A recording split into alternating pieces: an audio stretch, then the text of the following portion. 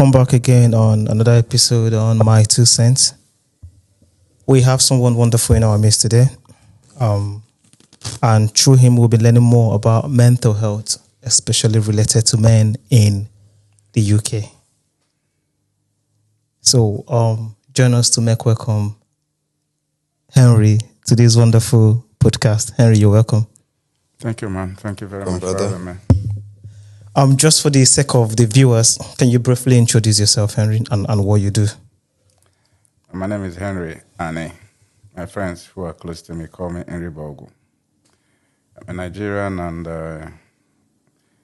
for about 4 to 5 years now, I live in the UK.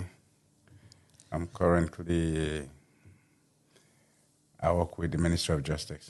That's the best I could say. Oh, okay. That's interesting. He said friends call him Nrivogo. So where does that name come from? Oh, that was a childhood nick that I was called that when I was about 3 to 4 years. Yeah, I just adopted it because I understood the meaning, and I felt, man, this is actually something. So, yeah. Fortunately or unfortunately, when I was younger, if you call me that name, we'll go into a serious. So that's it. I think everyone has that name, you know. Yeah, when you Did you have one in school? A Yeah, I nickname? think You I used to but I dislike don't it remember so the name. much. You used to dislike it so much, and suddenly you found out that this is meaningful and you adopt it. So more or less. You know, funny enough, when I was in school, secondary school, not uni, Yeah. they used to call me Akanchawa. Do you know why? Because that Gozi Okeke song, I crammed it front and Okay. back. That Akanchawa, they used to call me Akanchawa, but then when I entered the uni, they started calling me Saint. I think that's where the name Mazi Saint came from. Okay. I think that's sense an irony, yeah? The Saint is not an irony. It's who I am. I Well, don't wanna talk about that. it's a discussion for another day. Well, welcome to My Two Cents. So here we give our unapologetic personal opinion about life and about various topics happening. So fortunately today we'll be discussing mental health. You'll be getting questions from myself and my co-host Victor Dino here. So we really want to know your view about mental health, especially relating to the country we're living in.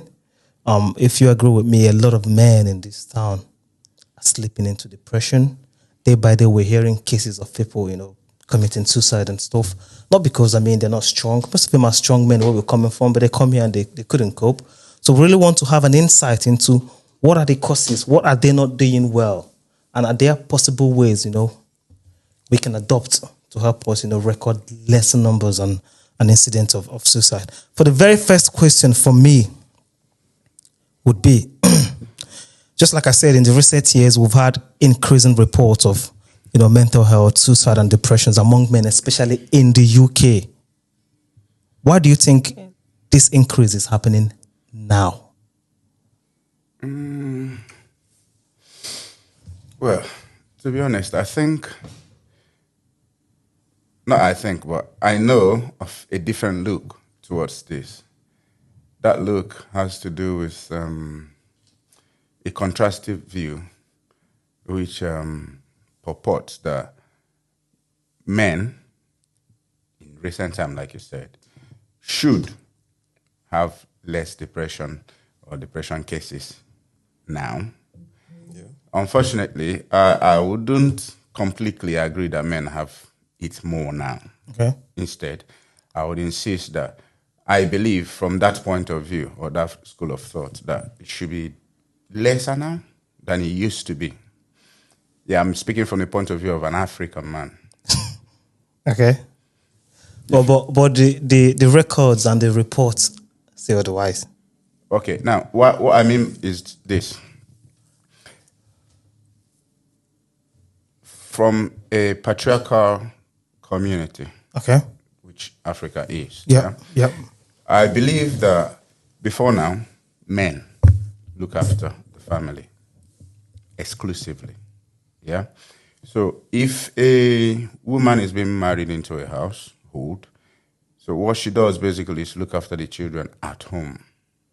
So the man does more of the work, looks after the family entirely, goes out, does the work, brings back money, and takes care of the entire family. That was before. But currently, you can easily tell that women join hands in looking after the family. So woman goes out the same way man goes out. Yeah. Yeah. So if a man brings in and a woman brings in, I believe naturally the stress should Should be less. reduce. Yeah. Now, and so I am of the school of thought that contrasts the presupposition or statistics that men now drift into depression more now than they used to. Victor, do you agree? I think I don't totally agree. I think it's relative. Okay. You know, I think it's relative in the sense that if you say men are drifting into mental health, whatever, currently a lot, then back in the days, you're downplaying a lot of things that has happened back in the days. Because back in the days as well, our mothers, they've done a lot of good, they had a lot of good input in the family as well. They had to work.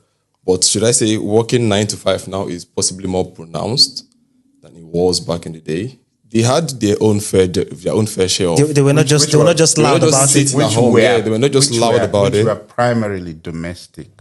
Okay. So now the context, I don't doubt what you're saying, but however, what I'm saying is my context is domestic support, right? Yeah. And external support are two different supports. Okay. So back in the days, our mothers provide domestic support, which were marvelous. Yeah. Now, what I'm saying is beyond domestic support. That's the thing. Women of today provide more than domestic support. I think you're contradicting yourself, should I tell you? Because you can't be providing more of external support as much as you're providing domestic support. So they go opposite way. Our women and our mothers in the olden days, they were more visible at home because they were doing less of the external, right? So now our women are outgoing. They are being visible, in offices, industrial places, meaning they are absent in domestic roles. You can't be equally present. I don't know if you get my point. You can. It will be very hard. You can. I have practical experiences. You can actually. Okay. It depends on the woman. Yeah. The reality is that women are designed differently. So that's You are right. looking at this from the point of view of a man. A woman can actually triple task. I don't want to say double task. A woman can multitask, if you like to use the word. Okay. So a woman can actually be a manager in the office and still properly be the mother of the home when she comes back at home. When she goes upstairs, sometimes they don't even need to go upstairs and take off their clothes and start doing the domestic true. work. That's So true. that is a woman now double tasking, right? So if a woman is able to do this, she's providing beyond domestic. That's where I'm coming from. Okay, that makes sense. Right. That makes So, and sense. if a woman is doing this for the man, so at the end of the day or at the end of the month, whatever the case may be, the man brings in something into the house, the woman brings in something into the house, there should be less stress on the man. Sure. for the man. So I think at that point, the man should be freer rather than more depressed, except, I insist, except if the man's subject of depression has to do with his marriage. But that's another view. That's I would want to drive my question from that point. That'll be me debating That's a different, that's- subject, actually. Yeah. So when we talk about men in general, sometimes in the UK, the concept of a man is that man who lives with another woman. Do you understand? That's usually, it's not general, but usually the case. However, if you want to differentiate a single man from a married man in the UK, they both face different challenges. That's what I think. I've got this concern, but I wouldn't want to call it a question if you like. Yeah. But it goes. I mean, how does this just get on with it mindset affect a man's mental health? I mean, of course, here in the UK. Growing up, when you're bringing up a boy child or something, you always tell him, like, hey, be a man, get on with it. So how do you think it positively or negatively affects a man's Especially mental health? here in the UK, right? Okay. Let me tell you the truth here. The reality is, no matter how you try, you cannot take the African man away from Africanism. Okay. I'm not speaking for all men in the world. I'm speaking for men of my cultural background. Because I believe this conversation is about them. Yeah, absolutely. Right. So it's difficult to take the man away from that Africanness. And now, what is this Africanness? That Africanness is manliness. Remember when I started, I talked about patriarchal society. Africa. So that manliness is something we were taught right from birth, that a man should be able to deal with everything that comes to him. That is not to say that a man does not have downfalls. So the issue we have is people come here, right? They have issues, and instead of adopting this new environment, which of course presents you with the possibility of sharing your difficulty, we insist on holding that Africanness, which implies that you have to deal with your problem yourself. Do you get? So, in relating to your question, the issue is basically about us sticking to where we come from and not being able to open up and adapt or adopt to a new culture, which of course the Western culture brings to us. So the Western culture advises and encourages one to open up and share. Yeah. And because we are not able to do that, and we face a lot of pressure that we did not envisage we could deal with. Now we try to hold it down. That could, in a lot of ways, depress a man. But don't you think it's kind of like, I don't know, weakness for a man to want to share at some point? Because, I mean, a lot of people would say you should speak up. But then when a man speaks up, it's kind of like... Does it in any way show weakness? Weakness or something sometimes. Unfortunately, that is not what it is in reality. Okay. And permit me to say this. There are things in the past that we were brought up with. Yeah. These things were made to make us strong. Nonetheless, they are not the right things. They're meant to make us strong. Yeah. But they're meant to make us strong mentally, but they are not the best. Now, not speaking up is one of those, in my personal opinion. So if I come to a friend and say, this is a problem I'm having, it doesn't make me less a man. Of course. Right? But the society that groomed us made us understand that the better you're able to handle your things without your next neighbor knowing about it, the better or bigger or stronger man you are. Makes you a better man. Okay? So that is a system designed to make someone strong and survival in nature. However, here, which of course is a different environment, I do not think I have seen and I've experienced, I can understand and I can tell that here, if you keep to that, you really are getting it wrong. That's true. So I think no one should ever think or believe that if you are sharing, you have become less. No. The more you share, even there was this saying, I can't remember exactly how it's been said now. Problem shared is half solved. I don't think that implies in the UK. No. I think even after sharing your problem, it's still your problem. No, the reality is that people misquote that quote. Yeah. That quote is not meant to be a problem shared is a problem solved. Okay. That was where I started with that. So I, over time, learned that a problem shared is half solved, not solved. Okay. Half solved is that you've opened the door for another person to bring in a solution. That you don't have. Yes. And opening the door does not assure you that whoever is coming in will bring the solution. However, you've made a possibility possible. I think I agree with him. Yeah, no, I agree with it. I totally agree with you. I agree with so that's one. So it opens the door for you to be able to share. And when you share, don't expect 100% possibility that solution will come. Yeah. However, it's better to share than not to.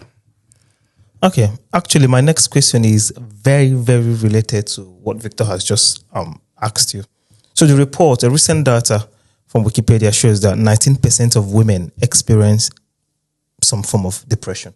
Women? 19% compared to 14%. I'm saying data from the UK here. Okay.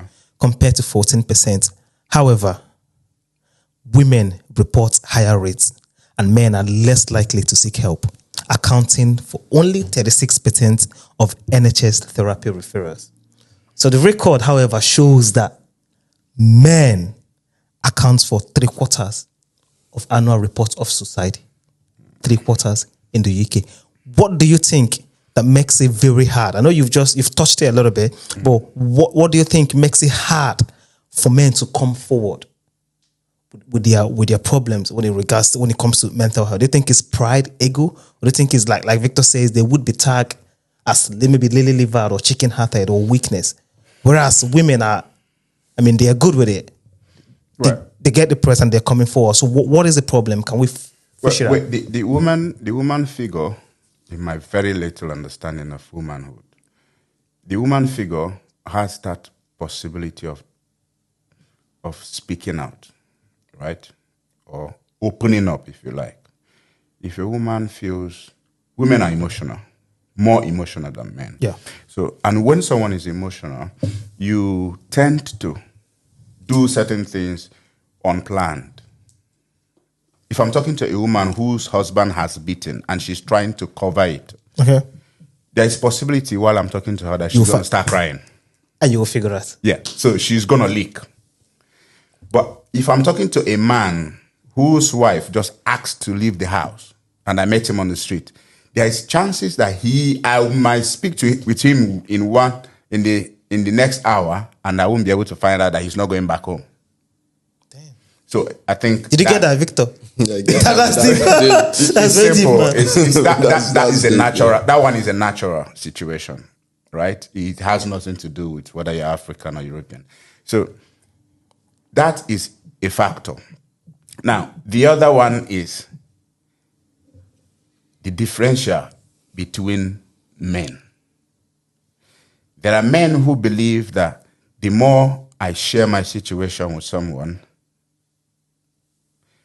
the more I get help. Okay. What gives them that impression? Not religion, not culture, but knowledge. So now, being exposed, having known many things beyond what you are taught when you were growing up, exposes you to knowing that there is more to life than what I was brought up with. I don't know if it makes sense. Yeah. But what I'm trying to say, there's a difference. I've differentiated with man from the woman. Then I'm coming to differentiate man, divide man into two. There is one man who lives according to how he was brought up. Yeah?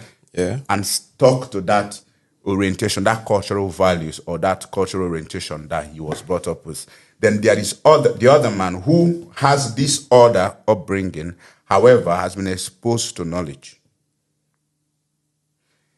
Christians say, my people perish for lack of knowledge. So now knowledge is what differentiates one man from another. Okay. So one man has knowledge and that man is able to understand that if I sit here in my room for 2 hours, help will not come.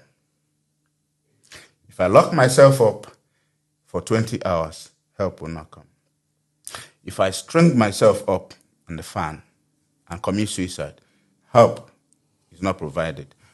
So I need the next man. So he goes out, starts looking for who to speak to.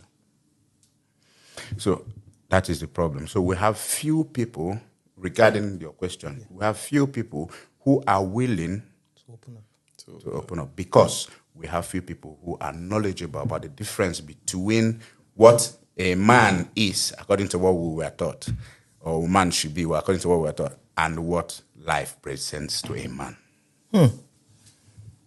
That's my view. That's really deep, you know. Okay.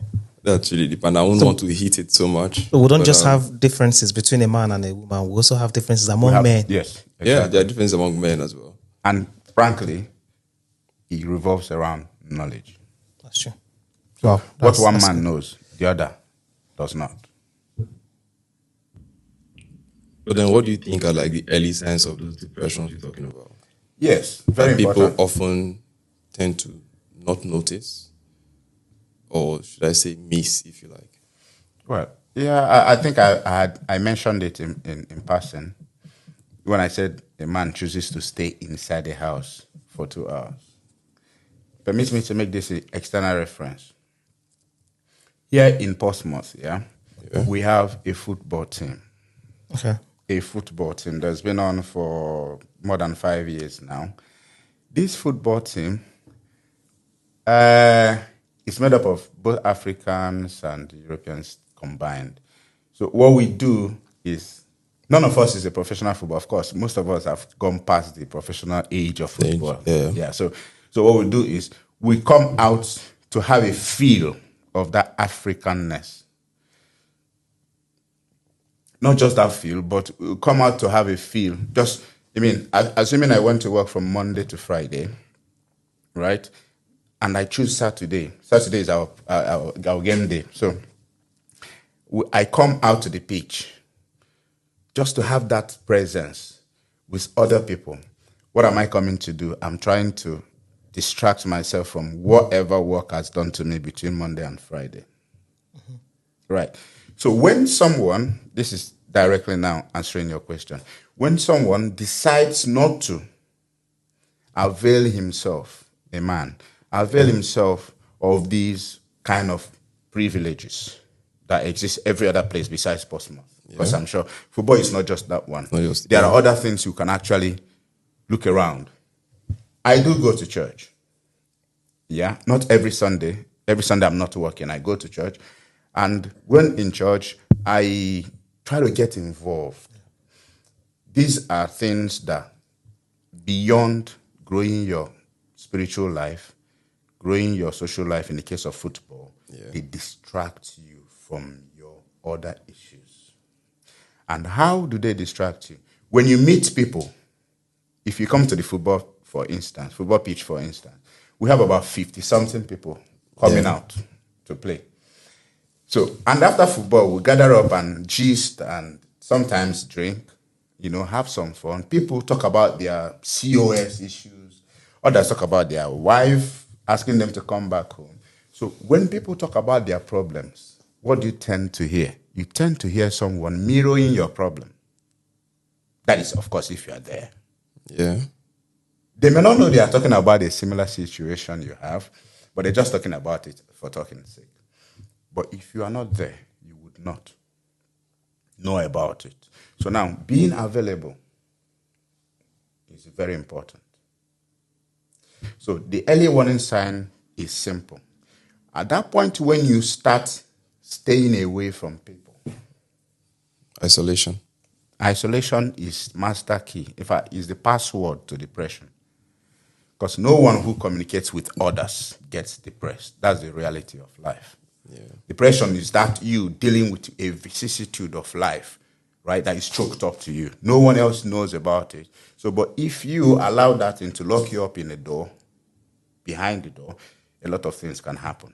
But when you drag it, it's asking you to stay indoor. When you drag it out of the door to somewhere else, you tend to hear solutions, even in passing. That's true.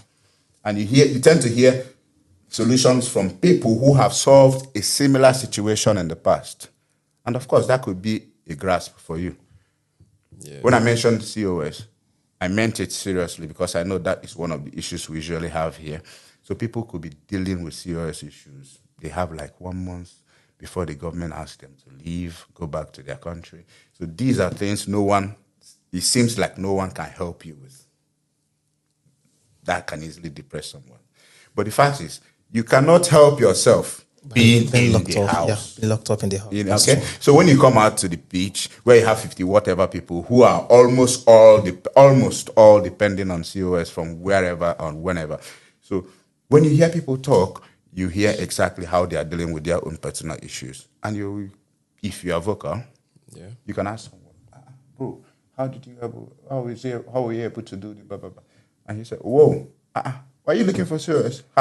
Good enough. He puts it through. That's true.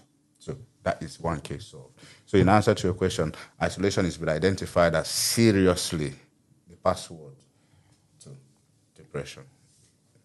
Someone also said, when you see yourself losing interest in things you used to love before, it could also be a sign of depression. Of depression as well. There's an extension to isolation. Yeah. Because when you lose interest, it means you stay away from Stay it. away So from you're it. isolating Yeah, that from makes sense. And, yeah. I think self-neglect comes in as well sometimes. So that those ones now are, I feel like they are the impacts the depression will have on you. If you're depressed, you're going to lose interest in yourself. If you Everything. start, Yeah. you start Yeah. neglecting Yeah. yourself. And- Yeah. Do you understand?